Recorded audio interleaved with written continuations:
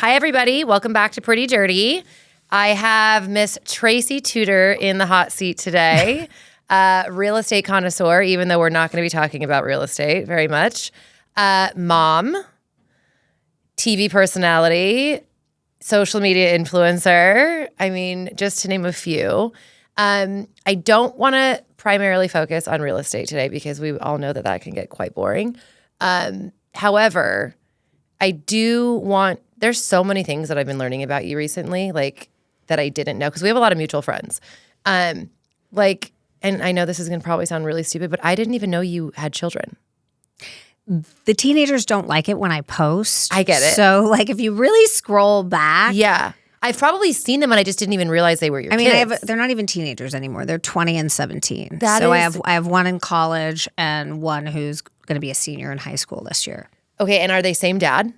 Yes. Okay, and you were married?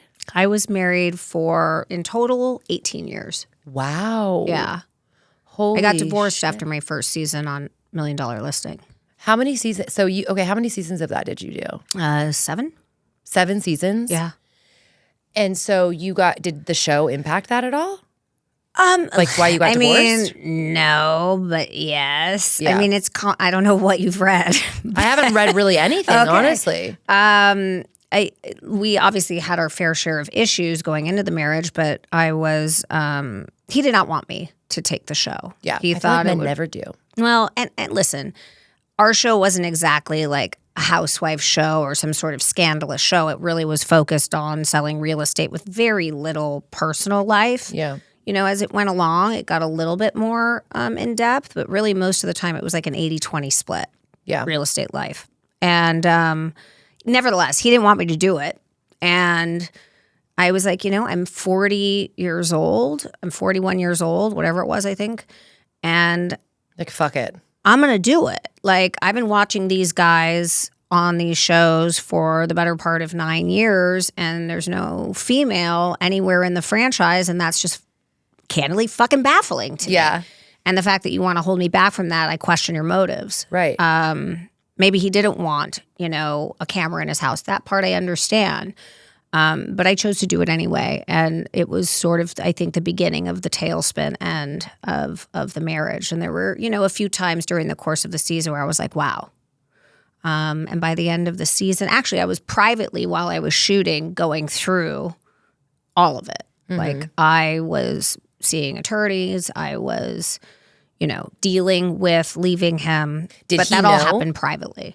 Did he know that you were dealing with attorneys and all of that stuff? Or He didn't know I was dealing with attorneys just yet, but he knew that I had found out about his affair. Oh, so we were privately dealing with that. And I had 2 young kids at the time. My daughters were 10 and 8. Mm-hmm. So it was a really challenging time to, I didn't trust the process at that time. I wasn't about to bring that on my first season. For sure. To the table. And granted, on that show that was so beloved at the time, being the first female on that show who was working and who did get on-camera slack from her husband, the audience did not receive me well. Like, the women, believe it or not, did not receive me well. They're like, workaholic. No wonder her husband left her. She's a terrible mom. She can't remember the grade of her own child. Like, all of this stuff was, I forgot the age of my son yesterday. And I actually didn't. My I'm husband a horrible person. My husband gaslit me in our first scene together and made me feel like I said something like, she's only in 2nd grade. He's like, she's in 3rd. And I said, no, she's not. She's in 2nd. And he was so convincing in that moment, Alex, that I questioned myself. And it was the first time we had shot a scene together. And he was like, work much? He said that. Yeah, he sure as fuck did. And that ended up becoming sort of the backlash on social media about who I was, the type of mother I was, the type of wife I was, and so you've been criticized in the media for all I see. Definitely early on, like when I joined the show in season 10. Yes, absolutely. Wow. People still chime in about that. I'm like, yo, you guys got it way wrong. But that's honestly, I don't know if there's been, I wonder what that is, if there's been a shift in that mentality with women, because a lot of women, but I also didn't have a man on the show telling cutting me down, Yeah. right? Yeah. And so a lot of women, for me, they're like, oh, badass working mom. And I'm like, first of all, I don't have it all figured out. Like it's not all rainbows and butterflies. Like, and I've had different, storylines on the show that weren't work related at all, which are like crazy. But it's interesting to me that women want to cut women down instead of having your back and being like, wow, your husband is an asshole. Yeah, Why isn't he I think supporting it was, I think because it wasn't, I didn't really talk about it until, several years, maybe 4 years after I began to talk about what my experience was publicly. But I had to hold that. I had little kids. I was going through a divorce. I had to do what was right for them, what was right for the privacy of my, what was happening inside of my marriage at the time. And then once it was done, and they were old enough to understand. And I remember my daughter came to me and said, it was during COVID, and she was like, I don't really think they're friends. I don't think that that's what happened. And I was like, what do you mean? And I always said to my kids that I would be honest with them when the time was right and or if they came to me and asked me a very direct question. And she was, this was 2020. And so she's 20 now. So do the math. But because I ain't. Yeah, right. But she was young enough, and came to me, and I had to tell her the truth. How old was she, you said? Let's see, she's 20 now, so this was 6 years ago, Okay, so 14. 14. Yeah. Numbers are I was hard. like, that literally, we do sell real estate at the highest level. So smart.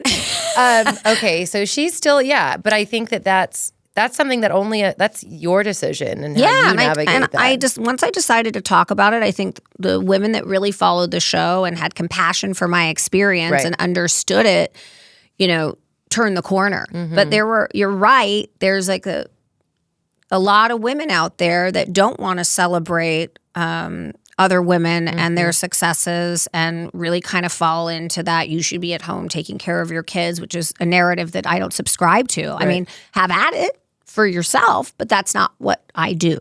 To each their own. Yeah. And I think women can sometimes be part of the reason we're still held back. There's a lot of judgment. And on the flip side of that, most of my following are women who absolutely celebrate the fact that I'm 50 years old. I dress how I want to dress. I can wear a bikini and look damn good in it and also sell a $50 million house. Right. So the two don't need to be in congruence in order for me to be successful. Right. Why can't you be both? You absolutely can. I think the most important part, especially being in the public eye, is just, and even when you're not in the public eye, is just genuinely liking who you are and giving zero fucks about what people think about you and what their opinions are of you.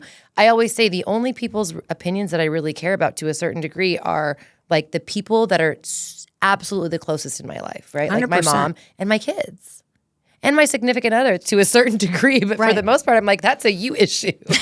Fair enough. And your friends. And really, my close friends. The people who really know you and the people who know me, if you come to me and say, you're a little out of line. Right. Or you're not really performing at the level I need you to perform at as my friend. Right. Then I'm like, you know what? I have to take a look at that. Right. Outside of the people that are closest to me, I stopped giving fuck a long time ago. Same. I think too that comes with a mutual respect. So if somebody that I respect and I know has my best interest, which I can tell you for certain that there are only they're far and few between. Yeah. It takes a long time to find people who you outgrow friendships. I'm 100%. Sure you have outgrown friendships, and I think the older that we get, I'm realizing, oh, wow.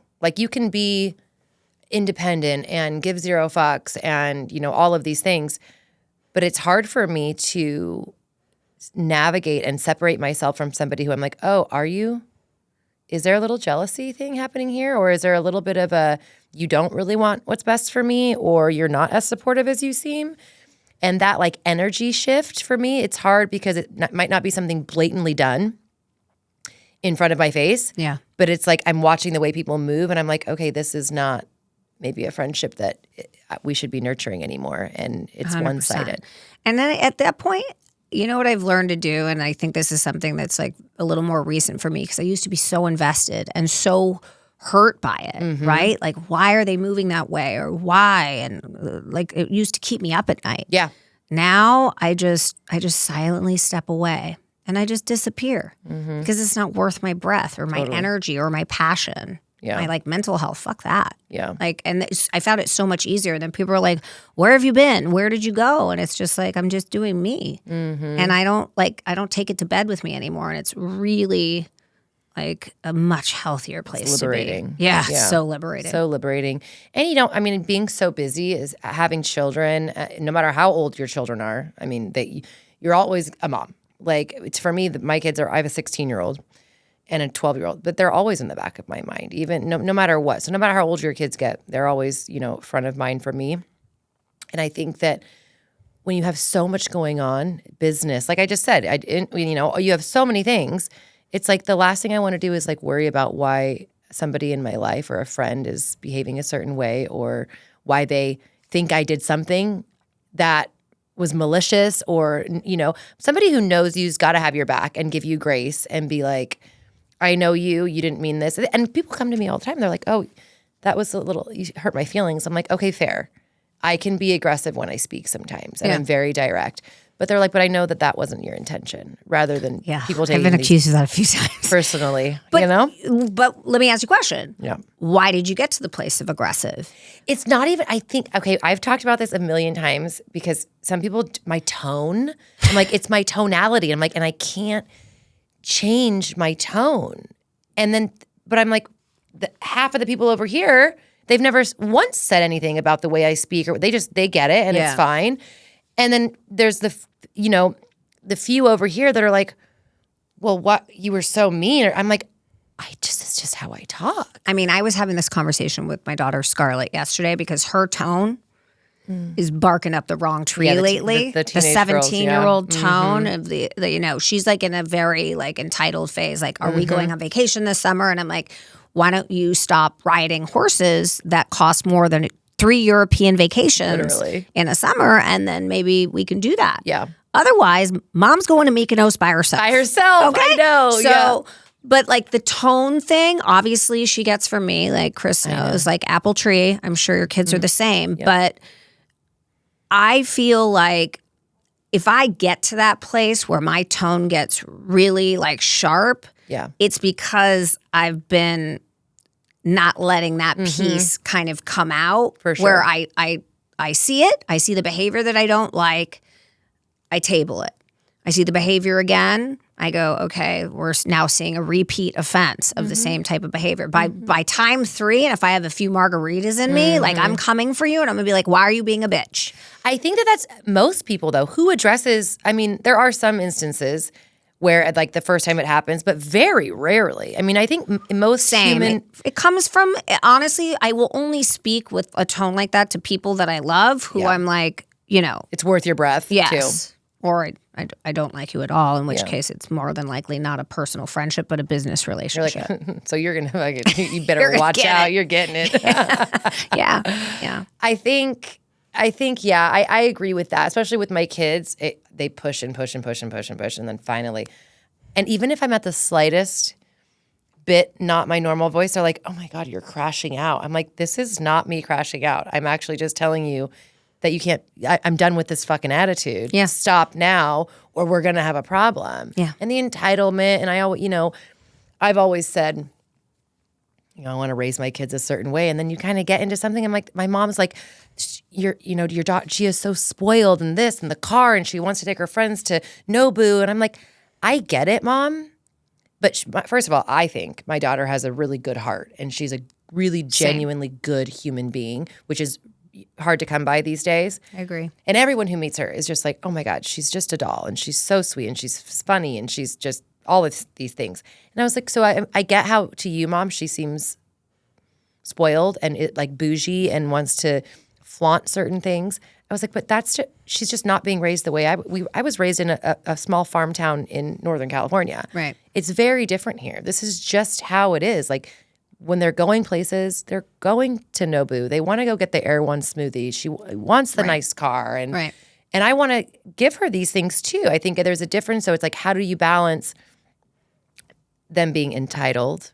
And like you're saying, like I went to Cabo the other day with my girlfriends and my daughter's like, well, I want to go to Cabo. I'm like, okay, well, well, shit, well, I want to take you to Cabo. But I'm like, but they get so much. We're probably very much in the same boat with the 16 and 17-year-old of it all. But I do feel like, and I get the same compliments about Scarlett all the time because she walks into a room and genuinely she's very impressive and she's really emotionally intelligent. Yep. I get the brunt of her attitude from time to time. And when people see her like launch, they're like, she's scary. I'm like, oh, don't I know it? But the God's honest truth is I think the difference between being like fully entitled, and I've definitely called her out on that a few times, but also understanding like the difference of being grateful and being completely at a 10 of entitlement is watching me, watching you, and seeing that you're waking up every day and that you're working hard and the shit didn't come by accident. Yeah. You know, it's not because you were raised with an abundance of wealth. It's because I worked really hard to make sure that you were taken care of and that I could put you on horses and send you to competitions and make sure that you had everything that you wanted and ever desired. But just know that money didn't fall from a tree and land in your lap. Do you think that so my ex, their dad, is an attorney. So he puts on his suit every day and he goes to the office and you don't see him, until he comes, and he's working all the time. For me, especially since the show 4 or 5 years ago, my life has pulled me in so many different directions, right? Social media stuff, influencing, brand trips, where it's still business to me. It's always been business. I've always had a pretty decent balance with business and pleasure. I like to have fun. I like to do nice things. And my kids have never wanted for anything. But I feel like sometimes my kids are like, I don't know what it is. I'm like, do you realize that the money doesn't just grow on trees? I feel like because they don't see me going into an office every single day. Like they'll see me, and it's a lot of it's my phone, which I'm like, I need to get my laptop out. That has a lot to do with it. And I did make my daughter intern for me, and I do work from home quite a bit. And when I am working from home and I'm on a Zoom call or they see me like being spoken to by a client and they're like, whoa. Yeah.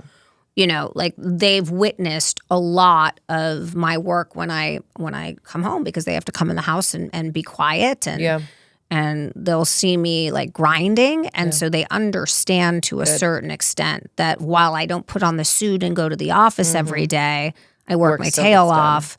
And so they have a certain amount of respect for that. And I think bringing them into it and letting them see a day in the life of it's not just Instagram and flashy, that's, I always say that's your resume, right? Like that's exactly what you want people to see, but it isn't exactly what is happening behind the scenes, nor is it what totally defines you. That's a really good way to put it. It's your resume. Your social media is your resume. 100%. It's like Sims. It's like, I'm like, it's not even half of that. It's like, I mean, I've had friends come to me, that my college friends, and we've now turned the corner on it, but I had a really, really close friend of mine who was like, you're just you're just out and about and happy all the time. And I'm like, why? Because social media told you so? Are you that naive? Yeah. Like, are you that naive to really think that I'm just because I posted that I was in Mexico when I'm clearly in Los Angeles, like working my tail off and raising my 2 girls by myself? Like, that's what you really think is going on? Yeah. Like, come on, you're smarter than that. But it's very easy to get sucked into what things appear to be versus what they actually are. And I think our kids need to see that, particularly 100%. In the world of like what's, reality, the scrolling of it all. And like their dependence on that and ours. And ours too. We're all so addicted. It's so bad. I had literally, even my own dad, he was like telling my sister, he's like, well, Alex, never calls anymore and this and that. And I see her, she's always traveling on Instagram. I'm like, 90% of that is work. And the other 10% of that is what I want everybody to see. Dad says the same thing. I'm like, Dad, where are you off to now? I'm like, I'm not really there. I'm at home right now. Like, what? I know. And he doesn't, my sister's tried to explain it. I've tried to explain it to him. And I'm just like, it is crazy to me. I think when you're also on the other side, it's so easy for us to see it where you're like, oh, I totally get that. Yeah. Like, she's not really there. Or even if she is there, it's work. Or you've got to post and the algorithm and this. But I think if you're on the receiving end of being like a follower of, someone like you or me, you're not grasping the entire, but that's the whole point, is that they want to disassociate. They want to see like, oh, look at all these fun, nice, luxurious things. They want to disassociate. So they're getting what they want to a certain degree, but then when it's used for their narrative to make us look bad, it also works. Like, of course, because it all just looks like, like you said, our resume. I love that. I'm going to use that from now on. Yeah. So my next question for you is, because I feel like you are very in demand. People want a lot of things from you at most times, I would imagine, with being in business and being mom and, all of the things. What do you think success has cost you? My marriage, for sure. I mean, I think my ex-husband and I can agree that was, I fell in love when I was 24 years old and was with him until I was like 40 or whatever it was. And so he didn't really have a whole lot. And I didn't care. I was so madly in love. I never thought about anything other than the fact that like I could not live my life without him. And I think as I became more successful, I didn't really have any success when I first met him. And I think as I became more successful in real estate and started making real money, and, I did come from a background where my dad became incredibly successful and came from nothing and built this huge business. And so when I was in my late 20s and my early 30s, like life was good, like I was financially independent, but, I had access to things that like my ex-husband didn't have access to. But I think the more my career grew, I think the more he became, emasculated. And feeling like he wasn't able to provide enough. And I think that leads a lot of men to feeling insecure, when they have a woman in a relationship that's more successful than they are. Probably why I'm still single. I have no idea. Yeah, bitch, same. But then there's, we'll get to that. Chapter 3.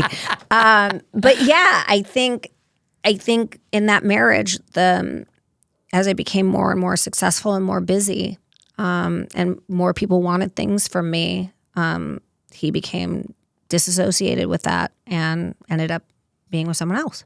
Do you think that there is a world in which you can, not you personally, but that there can be balance between a couple being madly in love with each other, the woman being an independent, successful, entrepreneur or whatever it might be, a woman in business, and having a fulfilling, healthy relationship with a confident masculine man? I'd love to believe that. I choose to believe that. I don't know yet. Yeah. I'd like to think I'm going to meet the right one. Typically the men that I think accept my success, and celebrate my success tend to be younger. Mm-hmm. Men that are in their late 40s, early 50s, and more in my age range tend to, I think, struggle with it and find it intimidating or just not want to deal with it. Like, my life is a lot. I have opinions. I have places to be. Like, it's not just, I'm not just joining your journey. Like, it's co-star situation. Right. And I think in most cases, like, they don't want a co-star. They want to stand in. I think that men think they know what they want, and then they get it, and they're like, wait a minute. Yeah, like the idea of you sounds incredible. It's perfect. I'm like, but then it's like, oh, wait. Like you have all these things going on, and you have your own group of friends, and you have travel already planned for the summer that you didn't even consider me for. I'm not invited. Yeah, like that we have lives because by the way, we've had to. Yeah, right. Would I have loved to have stayed married and worked on it and maybe figured it out before the affair? Right. Yeah. Yeah. But ultimately that's how it ended. And, I'm going to continue to like live. And at this point, I'm just like, what am I going to do? Let it all go? Yeah. Well, that's okay. So how do you, so me now, I'm like, okay, what do I really want from my life? Now I'm also, the older your kids get, and I'm like, well, here I am, like the freedom becomes more and more and more, right? Like my kids are, 12 and 16, but I'm just like, they become less dependent on you. And so what I've wanted for the last 10 years since my divorce was I want to get remarried. I want to find a partner. I don't want to do this alone. I don't want to have to I want to share these burdens with somebody else. And now I still want that, but I'm like, the sacrifices that I'm willing to make to get that become smaller, right? So I like you, I've created this life for myself. I have friends. I have trips planned. I have, my routines of how I am with my kids. I've got, my people in place that help me move my life along. And I delegate. And so meeting people now or meeting a man, it's also strong, successful, confident, financially independent, give me whatever I want, man. It's like, I don't want you to be that busy because he wants me to be there available for him. So it's kind of a catch-22 because I'm like, well, I like that and I want to travel with you and I want to, I want you to take care of me, but I also— It's a big risk. It's such a risk. And I am a risk taker. It's such a risk. But also— No, that is like— it's scary. And I think when you've been where I am and where you are, and listen, if this was 10 years ago and I've had a few boyfriends in the last 10 years since my divorce, one in particular who was in his 20s, and 19 years younger than me. I started that trend. Okay. Okay. It can be so fun. It was really fun. I mean, he's the reason I have a decent body today. Good. But at the end of the day, it was a good time and it was great while it lasted. And now I'm sort of at this crossroads of what do I really want? And I know that I would really love one day to not work 50, 60-hour weeks, selling real estate, hustling in that way. I love to be creative again in the way that I used to be when I was younger. I need to have something to myself. I just don't know if I see myself at 70, selling $1 billion a year in real estate. I just don't want to do it for that long. So what does the next 10 years look like? And honestly, I'm just not sure because I have lost faith a little bit in men. If you had a man right now that came, walked through the door and said, I want to take care of you and you don't ever have to work another day in your life. I want you to do something that you're passionate about, something fun, whatever. But I want you to stop, being so busy. Am I in love with this man? Huh? Am I in love with this man? You love him. Okay. Yeah, you love him. So I would say there's a few pieces of paper I'm going to need you to sign. What are the papers? There's definitely going to be a release of a sum of money. If you want me to give up everything that I've built to stand next to you forever, or even not forever, you don't know what the future for 5 holds. years, 10 years, I don't even care what it looks like. If you would like me to give up my life because I love you, I am only going to give that up, not because I have lack of love, but there needs to be a safety net for me because what I'm going to make in the next 10 years is going to be X. So 100%. That's what I need you to give me. Right. Which is so not sexy. I tell women this all the time. It ain't sexy. By the way, it's prenups not sexy. aren't You know what's sexy. not Contracts sexy? aren't sexy. You know what's also not sexy? 2 years into a marriage and finding out your husband's a complete scumbag and having to get a divorce. That's not sexy. Preach. Yeah, and not having protected yourself either. And to this day, I'm sort of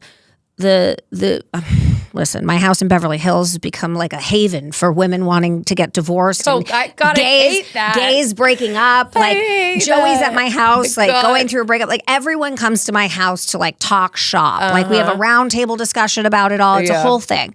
But I say to women all the time, on what planet did you think that it wasn't a smart move to protect yourself or remain naive this whole time, just assuming he was going to love you for life? Okay, wait, but do you watch know the that? news? Did you know that in the very beginning of your— Fuck yes, I did, and I signed a prenup. Okay. Yeah, but you also were— you had your fam— you came from So someone. I protected myself.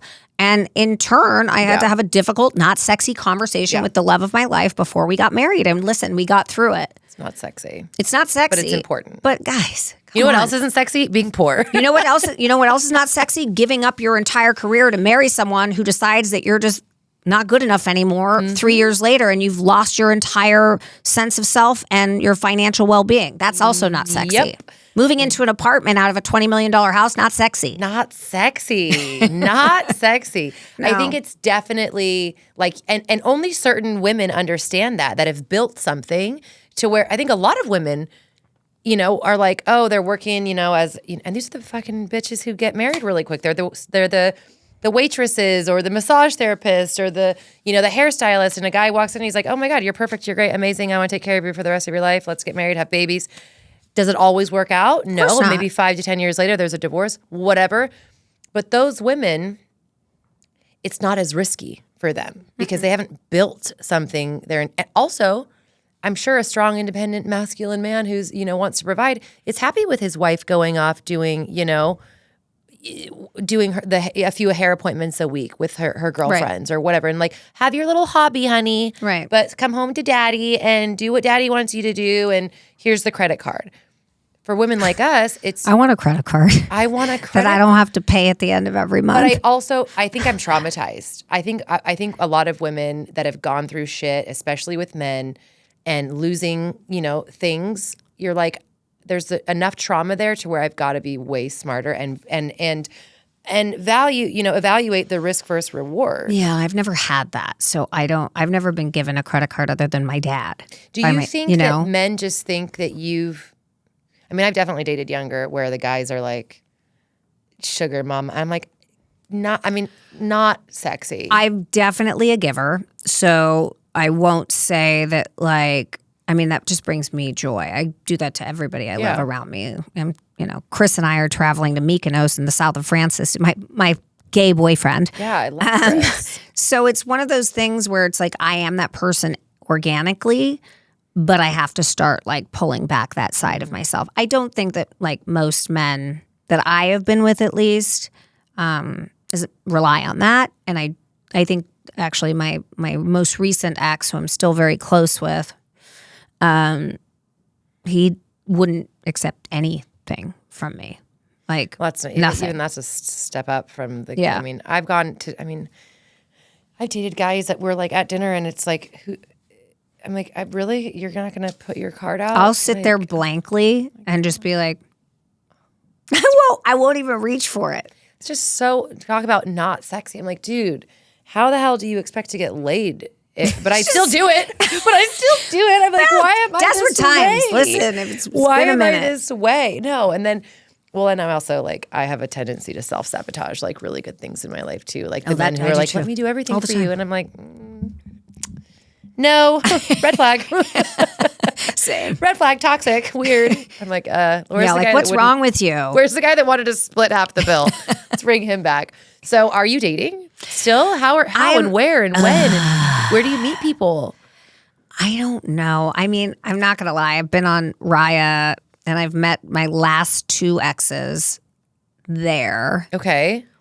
But are they all ran through? They're every other woman has dated them also, and same for men? I think the first one, yeah. But he was more ex-Mormon, just a little crazy. Those are usually a little crazy. Yeah. But the most recent one, I think, is a good, decent, guy. We're just in different places in our lives from a career standpoint, and he's very focused on building something right now, and I'm like, it's built. You're like, it's been built. It's been Rome built. has been built. But he respects that. I think it's more he can't meet me where I need him to meet me. And that's the hard part. Which is what? Wanting to have more freedom? Wanting to travel Time and have freedom. more freedom and, things of that nature. And So you're the man in this you're the man wanting the woman to I'm throw like, away can her we just empire. go? Travel with me. Can we go? Because I want to do what I want to do. I'm 50 years old. If I want to take off for the weekend and get on a plane and go to Mexico and it's Thursday, I'm going. Fuck yeah. And if you can join, great. And if you can't, that's going to really bum me out. And I don't know who I'm going to meet Then while you're I'm not there. the one. I don't know who I'm going to meet. And I meet people differently, through mutual friends or whatever. But if I'm being honest, I don't get set up a lot. I think people always talk about wanting to set me up. but They don't? it doesn't really ever come. I have one girlfriend that's consistent about it. And she's like, what about this one? What about this one? And she like follows through and is on me. And does she set you up?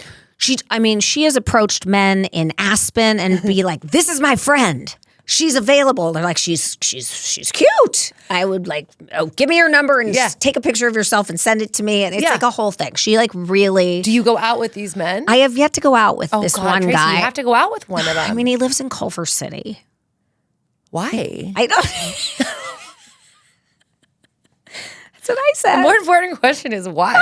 Like, who lives in Culver City? And I'm not bagging on Culver City. I bet just it's like you may as well live in Newport Beach. I mean, it's like no, Newport Beach is way. You're saying distance wise? Well, yeah, it's just like Newport Beach is fucking phenomenal. Yeah, but like yes, Newport Beach is, but it's distance versus like I don't know. Like you might as well live in China. Yeah, literally. Like, I don't it's too know. far. I just felt like it's just I'd go out with him.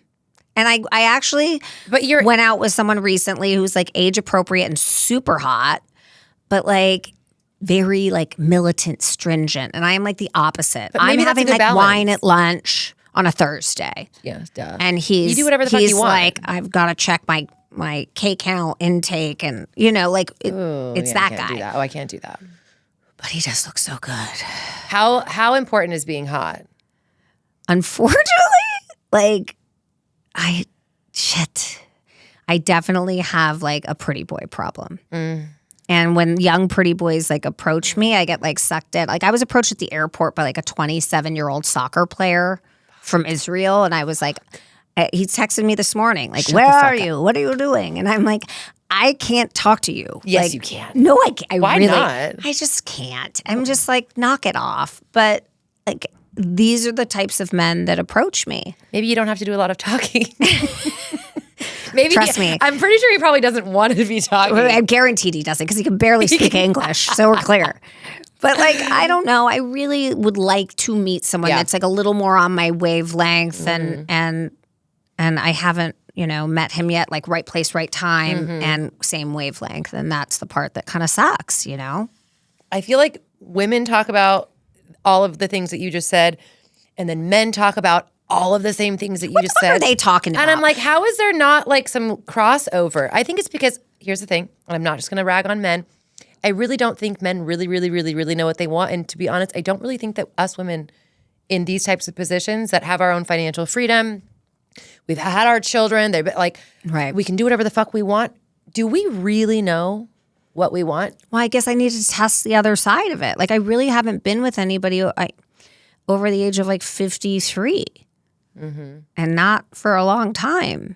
But why does it have to be with somebody over the age of 53? I don't know. I feel like maybe they're further along in life and ready for the pace that I'm ready for, right? Like, whereas someone who's like 38, 39. But that's a huge difference. What about like 42? The men that are in their 40s are in that lane of like, I'm going through a midlife crisis or I'm getting divorced. I'm going on Ozempic and I'm banging 28-year-olds, which is like testosterone where I want to fuck everything all the time. Which no one's mad at that. Okay.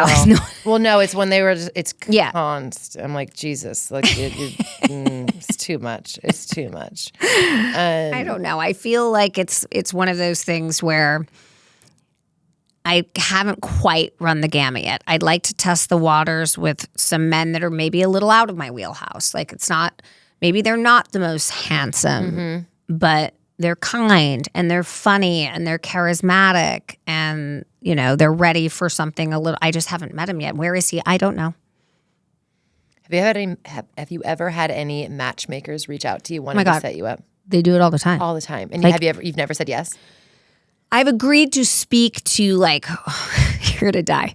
He died. He actually died? It's terrible. Christ. I agreed to talk to this guy and I went out on a date with him. And this was probably like 5 years ago. He died in a fire in his house. After you met him? And she called me to tell me, like, I'm really sorry that he hasn't reached back out to you. He died. I see. Isn't that horrible?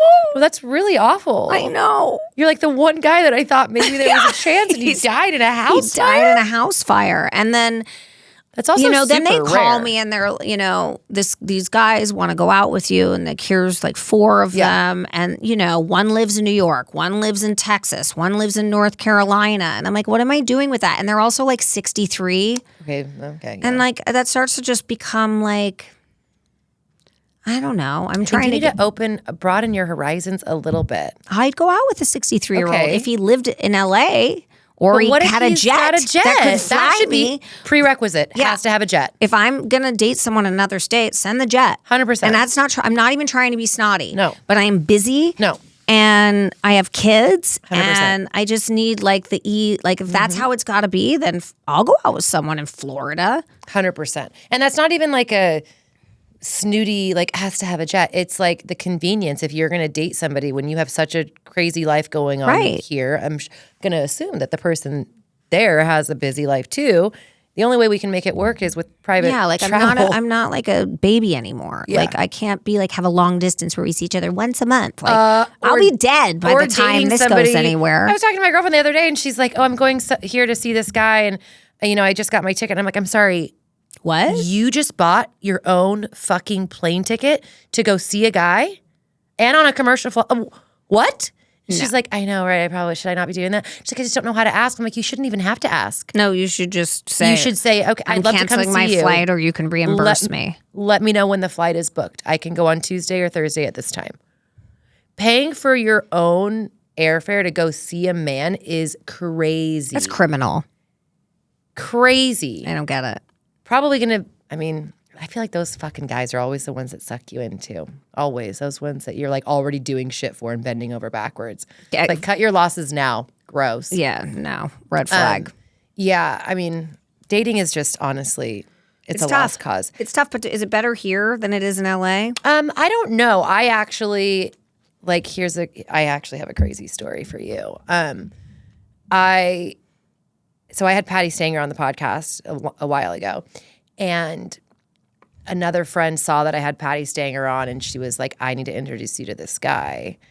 And I was like, "Well, I'm not going to do your matchmaking thing, And she's like, "No, trust me. Like checks all the boxes. Doesn't live local, but checks all the boxes." And I'm like, I'm also like, remember when you just sat down and you're like, I'm just like a go with the flow. Like sometimes I'm just like, if the energy's there and I just feel like saying yes, I'll just do it.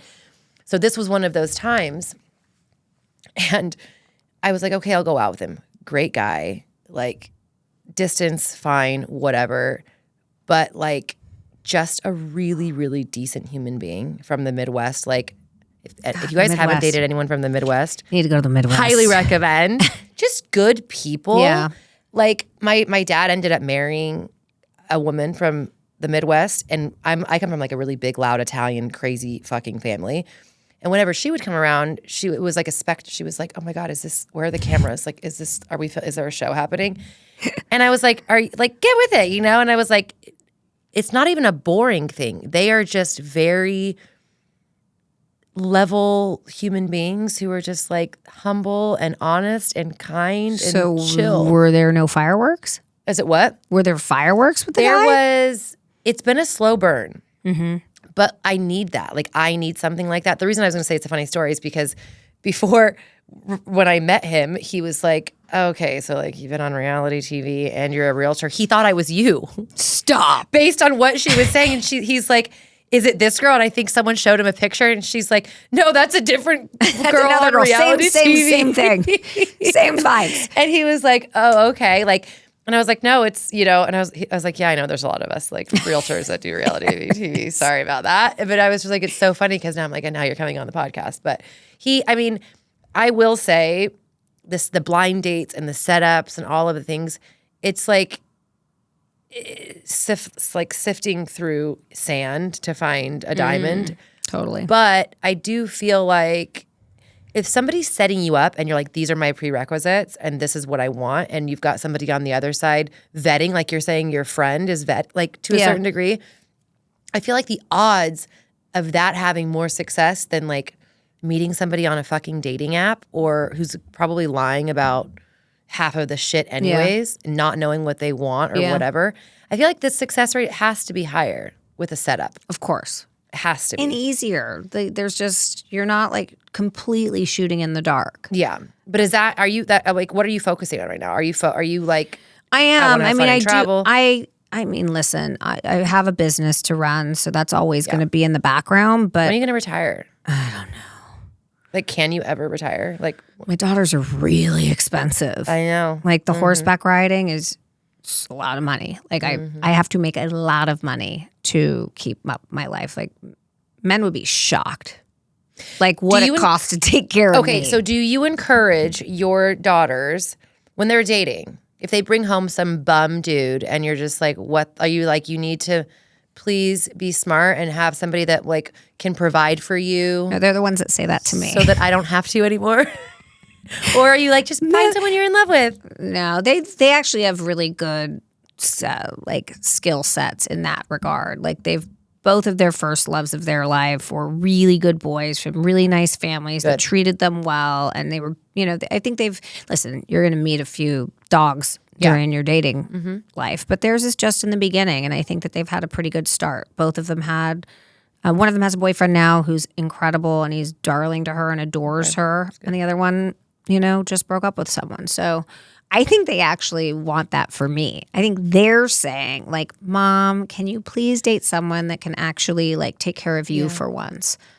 And while I've been taken care of emotionally in certain relationships, I've never been taken care of financially, ever. Ever. Yeah, same. Except for once. One time. Yeah.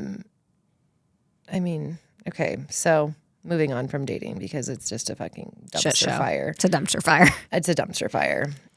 Okay, hold on. I don't know. There's so many things that I want to ask you, and I feel like I got to stay on track here. So, you know what I wanted to ask you? Because somebody asked me this the other day. When was the last time you cried?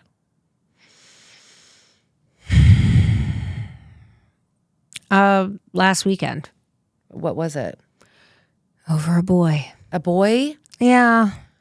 Fucking boys. It's all Yeah. I mean, it turned out I may have been mildly overreacting. hormones, man. Listen, I look like a tough bitch, and I am, but I'm also like so heart forward that when my feelings get hurt, they are hurt to the core. And Preach. That's when I'm emotional. Like I've cried more in the last couple of years than I have probably in a long time. It's just, for me, it's also like a release. Like, because I held on to so much for so long, and I was really strong during the first few years after my divorce. And then I was like, well, it doesn't make me any less strong to let this out, So I cry. I mean, people, I ask because people don't think I cry either, and I do. Okay, so I'm the same. Yeah. Like when my feelings get hurt, I'm like, it's like a knife through my heart. yeah. So, what did he do to hurt your feelings? Well, it's not necessarily, it was just complicated. It was something that of someone very close to me with ulterior motives said to hurt me. And I didn't want to believe it. And I didn't really necessarily believe it, but it just took me down an emotional spiral of saying, God, do you trust your own instincts, and do you trust this guy that you speak to all the time? Or do you trust this person who hasn't always been the kindest to you to say something like this to you in this moment? And so I know I'm being a little vague, but I'm trying to protect the identities of both people. And the truth was, it was inaccurate. It was inaccurate. Yeah, it was inaccurate, and it hurt like hell because I was like, why would you want to take me down this spiral of like hurt and pain and feeling, betrayed? And I wasn't actually betrayed. It wasn't when we were together. It wasn't when, like, obviously for me, being faithful, I was very triggered by it. And essentially someone close to me told me that my last boyfriend, while we were together, was not faithful, which was not true. Wow. And we did the diligence. I don't just believe what he said to me. So this is a relationship that you're no longer in, but it made you upset because you were actually at the point of tears because you thought back when you were with this person, Correct. they were unfaithful. And I really believe that he was faithful to me. So to hear after being apart and parting ways that he wasn't faithful to me, I was crushed. Wow. Because I was like, am I an idiot? Like, Yeah. am I crazy? Like how did the wool get pulled over my eyes? And I was very humiliated and I felt horrible. And then of course, then I questioned the person sitting across from me. Right. Like, why are you doing this? Like, I'm not even with this person anymore. What's their motive? Why do you want to make me feel bad about myself? Right. And for the choices that I've made that, by the way, I'm not even in anymore. Mm-hmm. So it just was all around like a pretty crappy thing. But again, I cry, and more often than not, it's about boys or like, obviously something traumatic if it happens in my family. Yeah. Yeah. I think as I get older, I cry a lot more, and that's like just continuing to happen. The hormones Not all the time. Hormones are really fun. Really fun.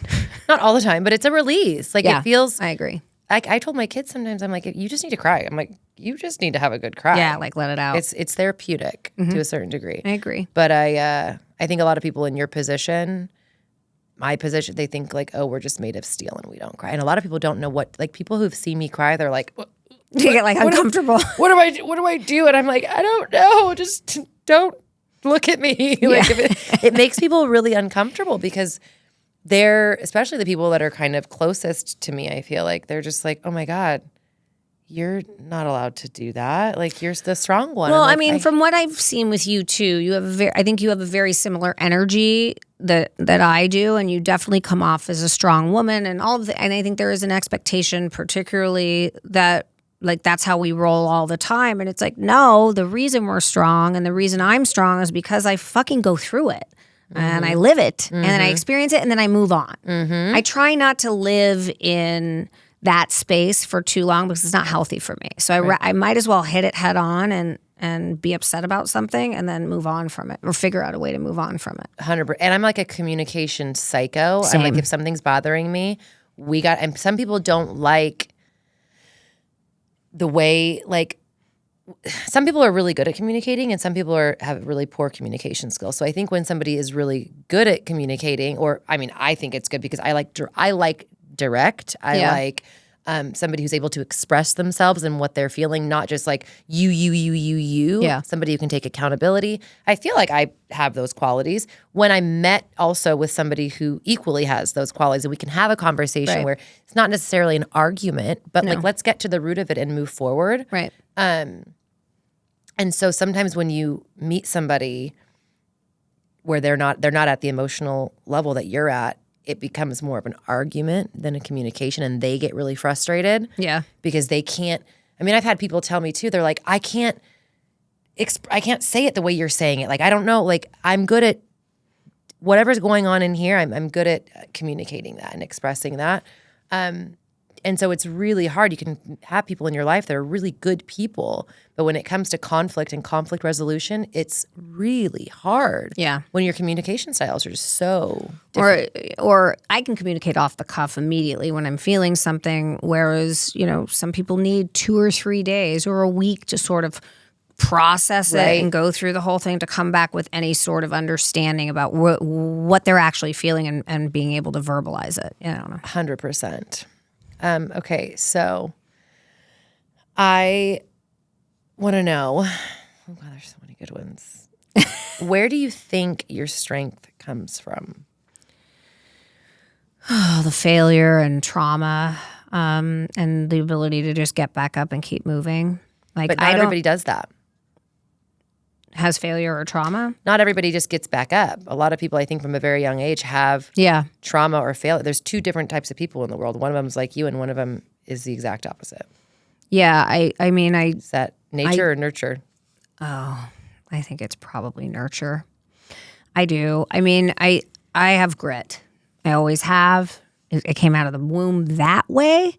But I do think if that's not nurtured and you're not told that like falling on your face and getting back up is part of what makes you become a powerful human being, you're never gonna be able to withstand that. Like the years of bullshit that you're gonna go through personally, professionally, raising kids, breakups, makeups, divorces, affair, all of that shit that sort of defines like when you get to this point in your life, I think are a part of what makes you thrive. Like the reason that I get back up is because I know on the other side of that, like I'm going to be even better. Right. Like I don't feel like I'm even remotely done. I still feel like I have so much to learn and so much more growth. Like I just feel like I'm at the tip of the iceberg, and that's the crazy part. Like you'd think at 50 you'd be like, like Yeah. I feel like this next decade for me is going to be so much different than the last, and that's it's because I've been through a lot of shit and I've been able to get back up.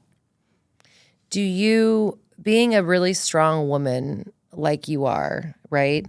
You'd think, not a lot of people fuck with you, right? No, most boys are scared of me, Right. particularly in our business. Right. No, I know.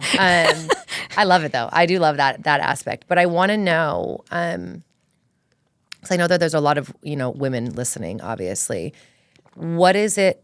Are we allowed to talk about the recent stuff that you've Sure. come forward with Yeah. your accusations in the media? With this, obviously talking about other men in business. What has that been like for you? And what gave you the Oh God. when you were like, I want to tell this story. What was that like? When it all, you're referring to the Alexander brothers case. So for those of you that don't know what she's talking about, but this obviously was something that I had shamefully tied up somewhere in the back of my mind.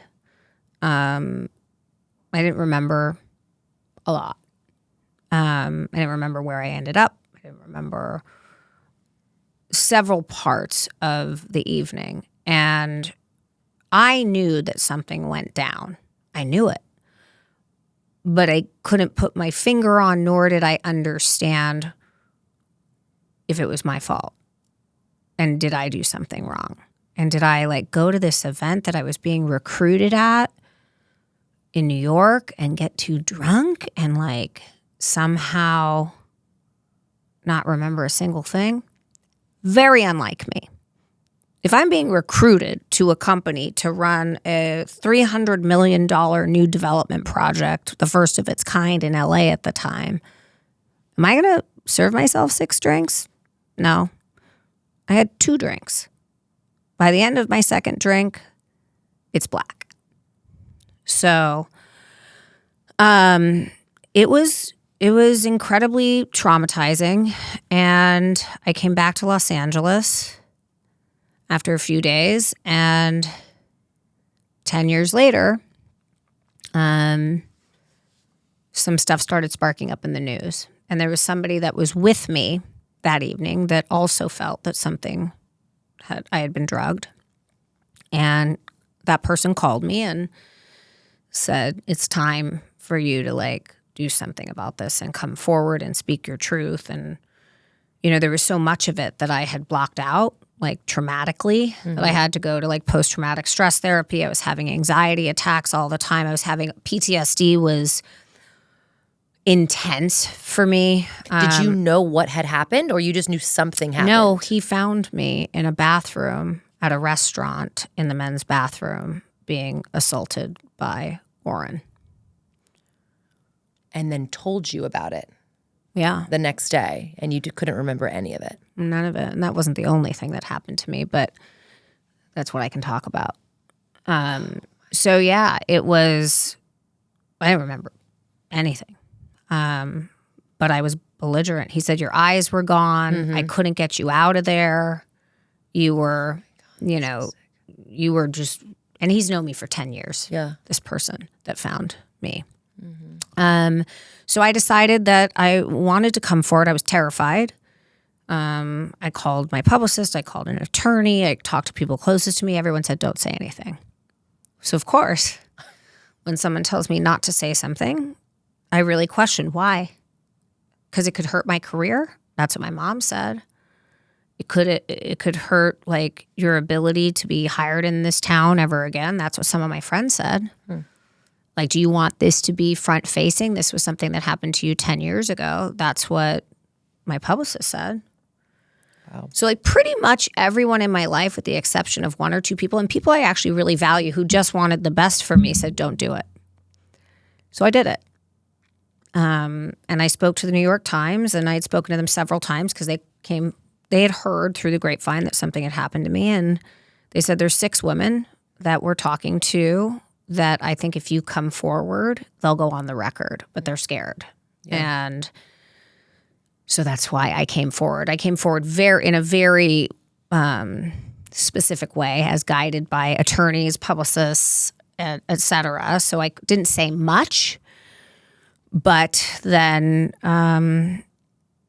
the shit hit the fan for them, fortunately, and they've been found guilty, and I'm sure they're going to appeal. And I've filed a lawsuit when I could, as soon as I could, because I had some other things that I had to address first. People asked, why did you file after they were already found guilty? Because that's as soon as I could file. Right. So my lawsuit is pending in the state of New York, and I will eventually go on the stand and speak my entire truth. Not only to hopefully prevent them from appealing, but to have more women who DM me all the time that haven't come forward yet, to hopefully have them come forward. I feel like there are the percentages of women who have had, physical assault, sexual assault, and don't say anything and don't speak up. What do you think? I mean, I have my guesses of why I think women don't come forward and say things, and even not being a public figure, as the victim being a public figure, or the accuser being a public figure. I mean, that holds a whole nother weight of issues. But even women who don't have that, why do you think the number one reason is that they don't come forward and say anything about it? And what would be your advice to them? Because people don't believe them. And more often than not, that's the case. And so that's one of the main reasons. Even though I didn't have all the answers, luckily I had someone there with me most of the time, and I have evidence that showcases that things happened. But I knew that I would probably, in most cases, still not be believed. And that to me is really gross. So gross. And so I just feel like, that's why. And the trauma of having to defend yourself. And then relive. And or say, yeah, you had 3 drinks. Wow, you must have been wasted. Perhaps you wanted it. These are the types of questions that a woman is asked. Yeah. And to me, that's just preposterous. So, I think that's a lot of reasons why women don't come forward. And to be honest with you, in this specific case, most of these women were drugged with heavy doses of drugs like GHB, ketamine, pain pills, you name it. They used everything in their wheelhouse to make sure that these women couldn't defend themselves. Jesus. So, it depends where you are in your life. I mean, for me, this came to fruition 10 years later. Mm-hmm. So I think sometimes when it is a significant amount of time later and all these memories come flooding back, which is what happened for me, they have kids. They have a husband. They've moved on. They put it behind them, and it's like they don't want to regurgitate all of that. I mean, I've had more conversations with young women. I've spoken with their husbands. I've said, I'm here. I'm right by your side. Whatever you need, guidance, support, attorneys, just someone to talk to and vent to. I'm here. And still to this day, there's several women that reach out to me that are terrified to tell their story. Mm-hmm. I think too, I mean, I'm sure that women are like, they weigh, right? The risk versus reward. It's like, if I come forward and say this, if no one believes me, or if I get a bad rap, or if I'm now, why put myself through that? What good could come of it, And I think a lot of women probably think like, what's it gonna do if I say something about it? Well, and then you start to think, well, God, I've done things in my life, and what if they bring up this, and what if they bring? You get terrified of, particularly when you're in a position with a powerful entity or a powerful man. For sure. That's even more intimidating. Which those ones are usually the worst kind. I mean, these guys had egos the size of the continent of Africa. They didn't think in any way, shape, or form, no matter how many hundreds of women had been interviewed or had come forward, that they were going to walk scot-free. Turns out they were wrong. Well, they got away with it for a really long time. They sure did. And also people like this, I mean, the people who are doing the drugging and the sedating and the luring, this is a whole different kind of sick, because this isn't just a guy who's like, I want to get some. Yeah. Like, you can go to a bar on any given day and probably try hard enough and get a little bit of something, right?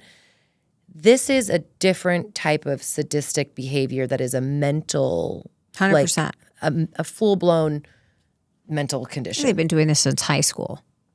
High school.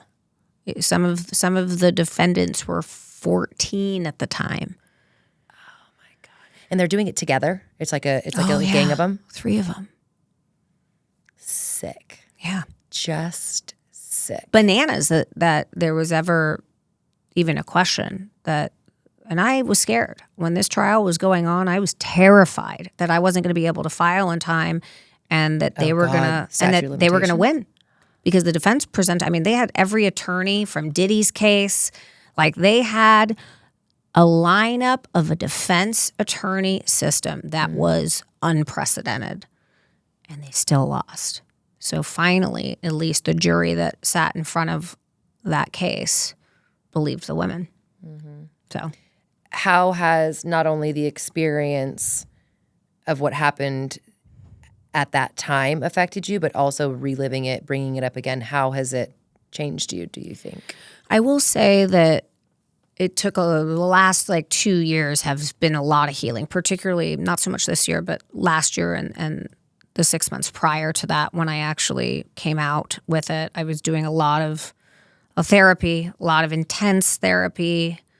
I was heavily medicated for a period of about 6 months because my attacks were so frequent that I couldn't really manage getting through the day without being triggered, because it was in the news every 10 seconds, or someone was reaching out to me, or the press was calling me, or and I couldn't talk to anybody, and so I would just lose it.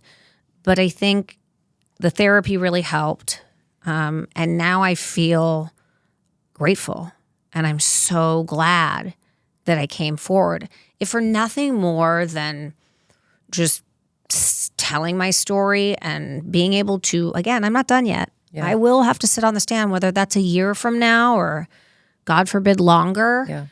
I'm still going to have the courage to tell my entire story, which no one has a clue about, and be asked questions that are going to make me incredibly uncomfortable. But I'd like to be able to wrap that part of my life up and say, you did right for yourself, you did right by your daughters, and you did right for other women who didn't have the courage to come forward.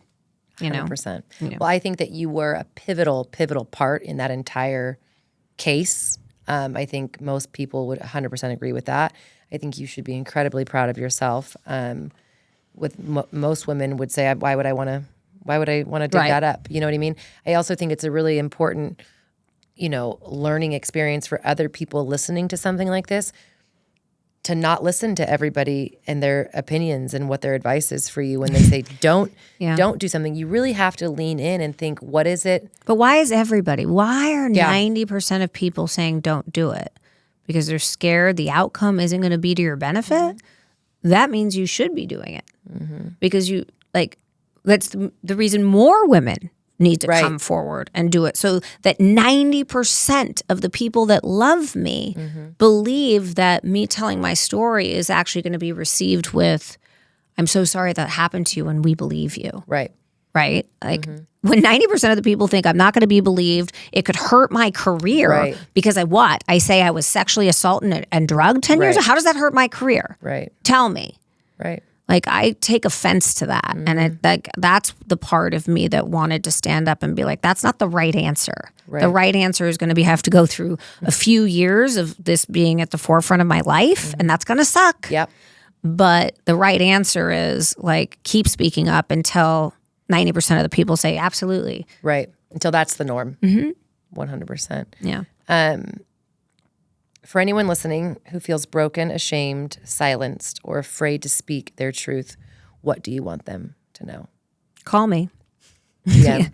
Like there's always going to be a person in your life, like sometimes in situations like that, or, you know, anything that you're going through that's incredibly painful, particularly abusive, like people around you sometimes can't see as clearly as they need to. And sometimes stepping out of that, and whether it's a therapist, a doctor, someone that you admire, like reach out to those people, because sometimes you need a different point of view and something to bounce someone to bounce something off of that makes you feel a little bit of a different perspective. And I've been that person for a lot of women, and I like doing it. It's my way of giving back to not only the women that are in my industry, but just women that have been abused physically or mentally or emotionally, or, you know, in business that have been, you know, so much in business. There's you can't even imagine. So much in business. I mean, there's just the things that I know.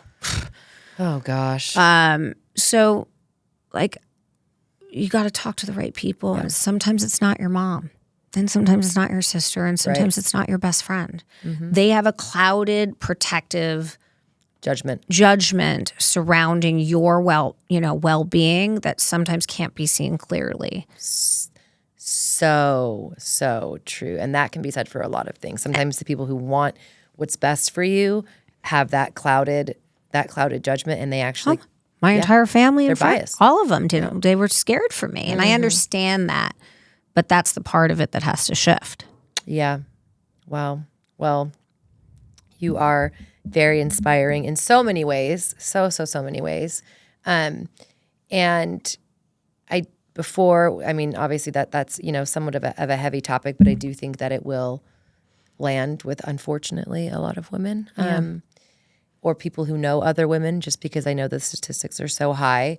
But before we sign off, not to caveat to a completely lighter tone. Oh, why not? I want to talk about your facelift. Oh, because I'm obsessed. Oh, and I love this whole like women empowerment. Like everybody's sharing everything now, which I've always been like that.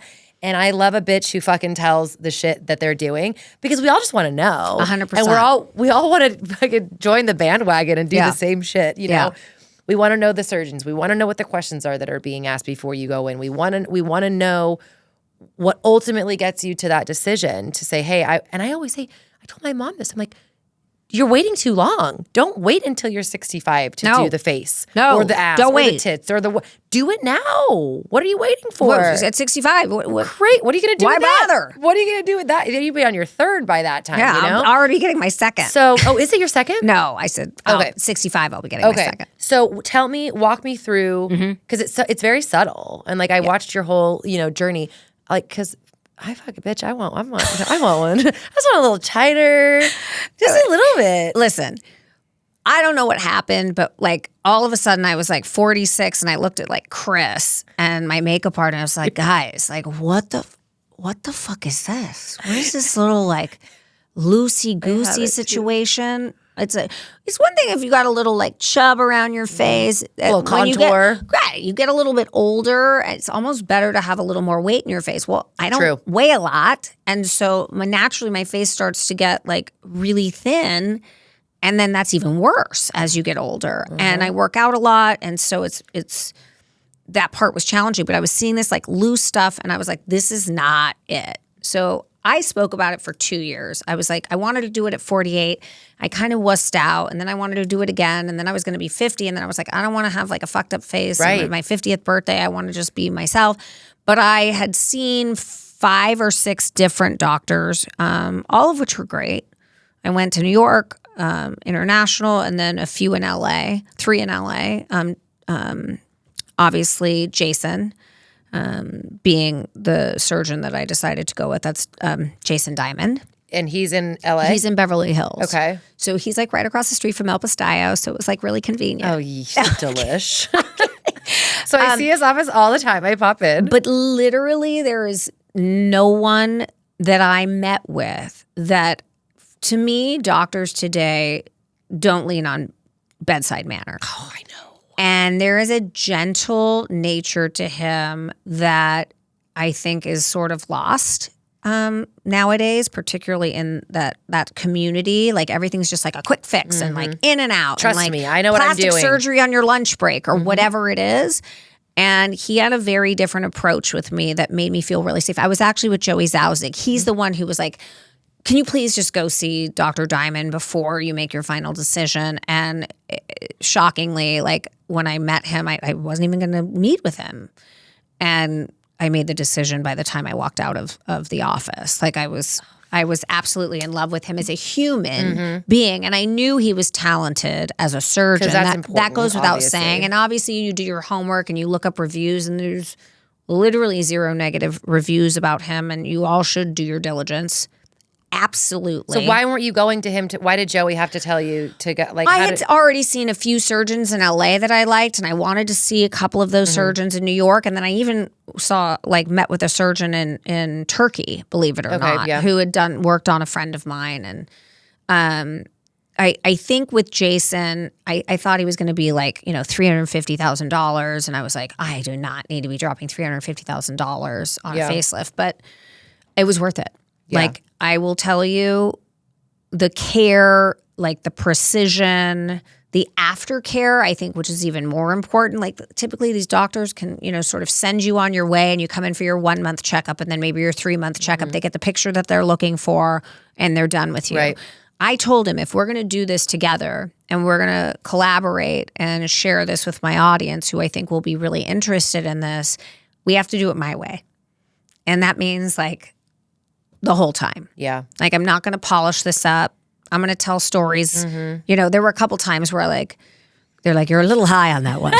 Like on day 2 when I was so like, good. Anyway, I was like, You're a little fucked up in that There one. was one day that like when they took my wrapping off on like day 3, I think it was, and I was on so many meds.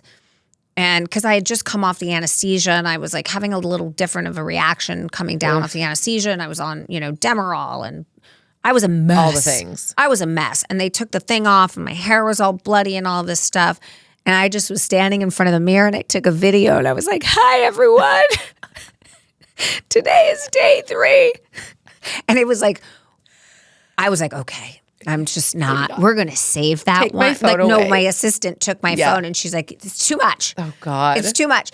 But like, I really wanted people to understand the journey. And I said to him, are you okay with that? And he said, I think it's important. And by the way, that came with me having a ton of bruising, which he had never really, he said, you bruise worse than most of the patients I have. And I said, I could have told you that. Like that is I do bruise very easily.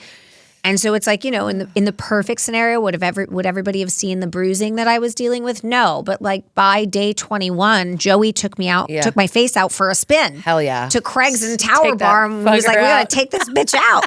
Because I felt really good at that point. And I didn't feel, I told him, I said, I just don't want to look like I'm, crazy. I don't want to look like how some people sometimes look for a year or 2. And I was very specific about that. And I'm blessed and I'm lucky because I think he did a phenomenal job. I think now we're January, February, March, April, May, June. So it's been 5 months. That is fucking I feel like it's been a year, but it's only been 5 months. I still have like a little bit, like I still get, like when I have too much salt or something, I'll see like a little swelling, and things like that. Is it like numb still at all? Like I get a little bit of numbness here still 5 months, but like for the most part, I am 100% back. And,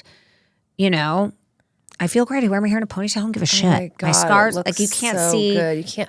You can't, there's nothing here. It's all back. You can't see a damn thing. So I think he is just the king. I can't say just enough nice things about how how they treat you after. And to me, that's because, when you call in a panic, like, why am I bruising or why do I feel better? Today, this side of my face feels like it's like, Right. and they just handled me with such grace. And by the way, everyone that I have either sent to them or, I've had women call me before going into surgery and call me after and like, I'm on day 2 and I'm like, calm down, get ready because day 3 is going to be I would need a to shit be show. sedated. I'd be so anxious. And he's special. So, okay, I think the biggest thing for me, and I'm sure for a lot of women, is number one, when you're, beautiful already, you're like, well, shit, do I really want to like take the risk of that's the scary fucking part. myself up? And then when you decide, okay, I'm going to do it. From what I've seen with so many people on the internet and, whatever, TikTok and Instagram, it's like horrific what some of these women's faces look like after. And I don't know if some of these women have like the full facelift or the half facelift. And I'm just like, oh my gosh. And someone told me that it feels like you're being like strangled, like around your neck is really tight. Or is that a neck lift? I had is it what he called it, like a deep plane. Yeah.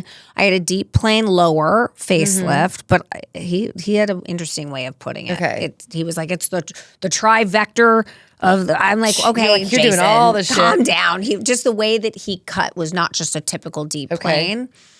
But it's worth it. You would do it And then again. I had a mini brow lift. I'd do it You did a mini brow lift? 1,000 times over. Yeah, because what I didn't want was that whole sort of like, you're like, are you Asian or are you white? Yeah. But he just did a little lift here. So you just trusted him fully. You're like 110%. So. Don't get me wrong. Of course I was scared. Yeah. But I put my faith in him and I'm so glad I did. But here's the thing. I think women recover differently. And so, you wake up and you're like, well, Tracy was out and about at 21 days, with a full face of glam. My first, 2 weeks were brutal. And then things started to become okay enough. I've had, a dear friend of mine that had a facelift 8 weeks ago now, and she's still very swollen and still kind of struggling with some of the things people heal at different paces. And so really he said to me 6 months. I feel like I've had it for, he's like, is it 6 easier months. to do her makeup on this beautiful new lifted face? Oh yeah. My makeup artist is there's so much room. There's but I still feel like myself, I don't feel, and that was really important to me. I didn't want to look totally different. Yeah, you don't. I mean, that is I've always said that's the best tell of a good surgeon is when someone sees you and they're like, you look so good. What did you do? What skincare are you using? Well, everyone knows what I did. Well, yeah, clearly. Right. But, it's like that's because you want to look like yourself. Well, and here's the thing, everybody's spending all this money, $30,000 a year on eat all these laser treatments and all of this bullshit. At the end of the day, it gets to a certain point where you just have to cut. Got to cut.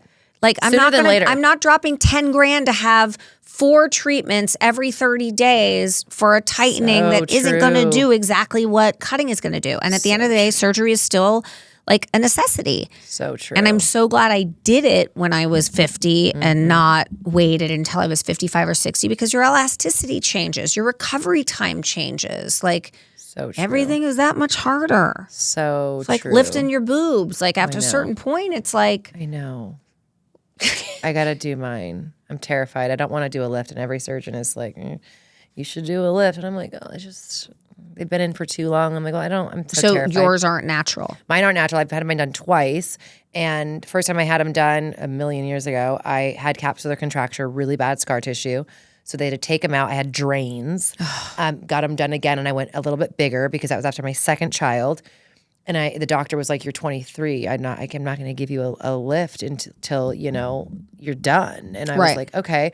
So he put in a bigger implant. I loved my boobs for forever. And then just this last 6 months, I'm like, oh, I'm starting to see the rippling. Right. They're kind of and I hold them up in the mirror And I'm like, even if I had more space on my torso, I'd look a little thinner, I'd look a little leaner. Maybe we do need a lift. First of all, you have a hot body, but I will say, like, I had a traumatizing like second boob job. I had got my boobs done before I got married when I was like 27. Loved them.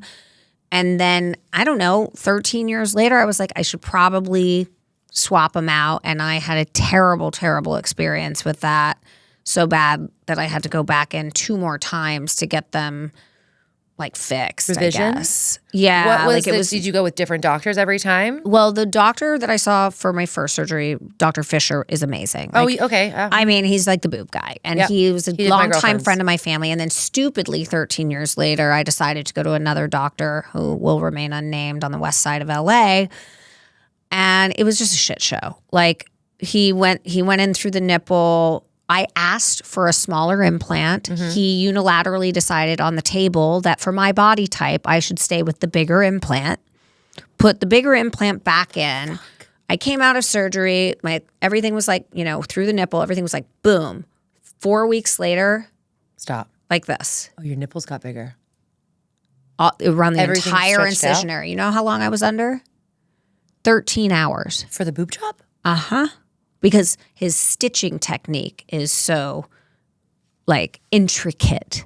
So I had to go back in for a revision for him to tighten up the stitching, and that was another 9 hours. And 4 weeks later, You went to the same doctor? Yeah, because he had to do I thought it was just like a one-off thing. And then so a year later, I went back to Garth, and he fixed it. But, I mean, brutal. So they just started stretching and stretching and I have heard that, actually. Because you can't put a heavy implant and In go a around the tiny nipple little and nip. expect the stitching to hold. This guy kind of specializes in faces and not boobs. I should have Yeah. known better. But just do your diligence Jesus. is like my But advice. did you have, so was it a lift or I no? didn't do a lift because I was. just went through the nipple. Like with Garth, I just went back to the size that I wanted initially, and then it wasn't a problem. Yeah. But when you put a heavy implant and you don't have like the support. support, like of course that happened. So It's just every time I go to a different doctor and they're like, oh, do this implant, do this. I'm like, it's too much. Like it's too much. I don't want to know. I just want to tell you what exactly I want. If I trust the surgeon, if I trust their process, like do whatever you think is best. I know what I want them to look like, but I think for me, the nip and the tuck of the implant, I don't like the big bolt-on, fake looking boobs. No. And I'm like, how do I not have that if I'm going to do a lift? Like, I don't care about the scar. Like the scar I feel like will fade, with appropriate like aftercare. I'm just like, I don't.